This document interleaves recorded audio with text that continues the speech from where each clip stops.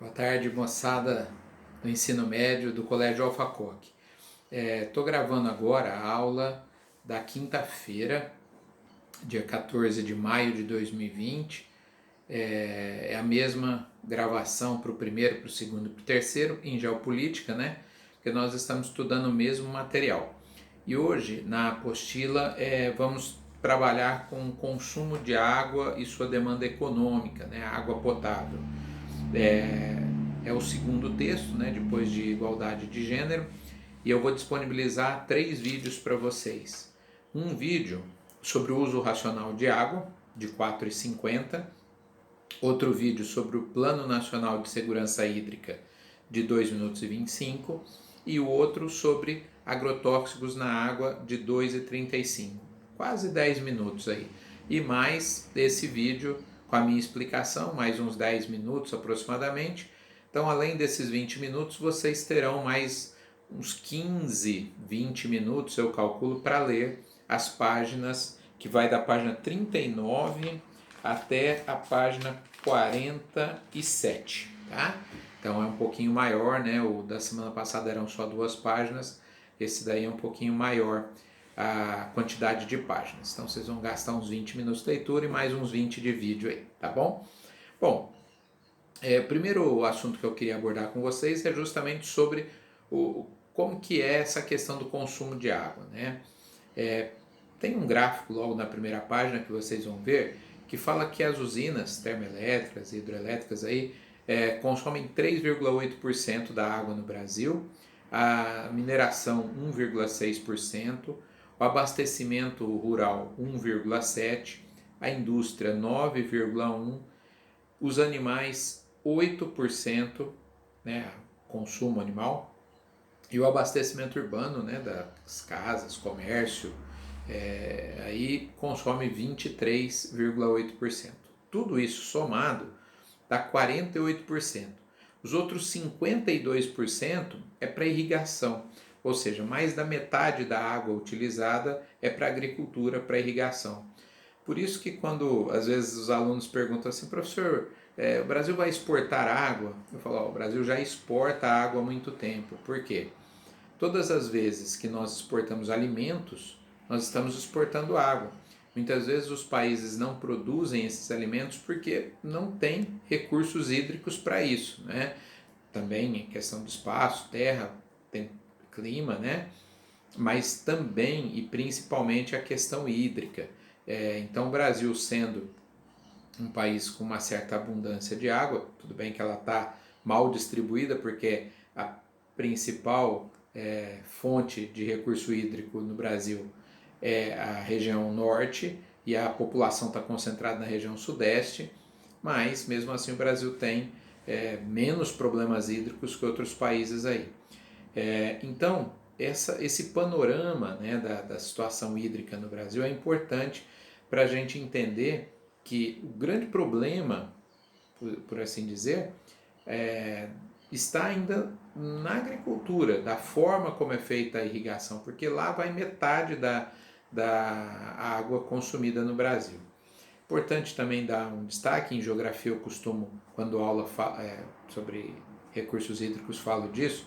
Importante dar um destaque que quando eu consumo um bem material sólido, além do alimento, o celular, o livro, o carro, qualquer bem sólido, eu estou consumindo água, porque no processo de fabricação vai água. Então, por exemplo, uma camiseta, né, de algodão, o algodão foi plantado, irrigado e tal, então calcula-se que uma camiseta gastou 100 litros de água até chegar para o nosso consumo.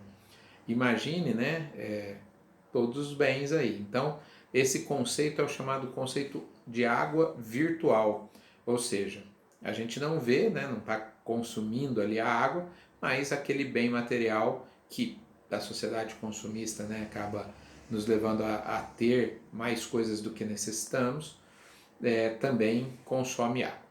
O segundo item aí é a questão da conscientização para usar a água de maneira sustentável. Então vamos recapitular aquele conceito de desenvolvimento sustentável, né? Até a década de 70 não se pensava nisso, os países usavam todos os recursos da natureza achando que a natureza ia repor, estava tudo certo. Aí um grupo de cientistas, né, em 72, em Estocolmo, alertou os chefes de Estado, chefes de governo quanto a isso, e só 20 anos depois, no Rio de Janeiro, né, a Eco 92, ou Rio 92, foi o primeiro grande evento que reuniu as principais lideranças do mundo para discutir as questões ambientais. Então, vários documentos foram tirados, né, com relação às florestas, com relação à água, com relação às mudanças climáticas, né, a chamada Agenda 21, que era a proposta para o século 21. Depois disso, nós tivemos a Rio mais 10, né, em 2002, a Rio mais 20 em 2012, e tivemos outros eventos importantes, como em 97, entre a primeira e a segunda conferência do Rio, o chamado Protocolo de Quioto, né, reunião na cidade de Quioto, onde se tirou também metas com relação à redução dos gases do efeito estufa, mas vamos falar isso num outro artigo. Tivemos mais recentemente o Acordo de Paris, 2015, que também tratou do assunto poluição, mas de alguma maneira a água sempre aparece nesses encontros também. O que é usar de maneira sustentável? Qualquer recurso da natureza, nosso assunto de hoje é água. É usar e deixar para que as gerações futuras também usem. Então, no caso da água, economizar em todos os sentidos, e aquela água que vamos usar, porque não temos como não usar, devolver para a natureza tratada, né, sem poluição, sem contaminação. Então isso é que a gente chama de uso sustentável da água, né? Então a gente pode dizer que deixando para deixar para gerações futuras, a gente tem que investir em vazamentos, né, que tem muito desperdício de água, no tratamento de água, na melhoria dos reservatórios, na educação das pessoas no sentido de economizar, né? Então tudo isso é o uso consciente da água. Um outro aspecto que o artigo aborda é o Plano Nacional de Segurança Hídrica, que é um planejamento, né, feito pela ANA, Agência Nacional de Águas. O Brasil tem várias agências, a ANAC, Agência Nacional de Aviação Civil, a ANEEL, Agência Nacional de Energia Elétrica, a Anatel, Agência Nacional de Telefonia, são agências reguladoras desses setores. No caso da água, é a ANA, Agência Nacional das Águas. E então o Plano Nacional de Segurança Hídrica é um planejamento até 2035. E qual que é a proposta? Se nada for feito, se nós continuarmos mais ou menos com o encaminhamento que estamos, em 2035, daqui 15 anos, 29 a 30% da população brasileira vai ter sérios problemas para ter acesso a recursos hídricos. Então, aproximadamente 29%, né, quase um terço da população. Fazendo o que o Plano Nacional de Segurança Hídrica pretende, esse número cai de 29% para 1%.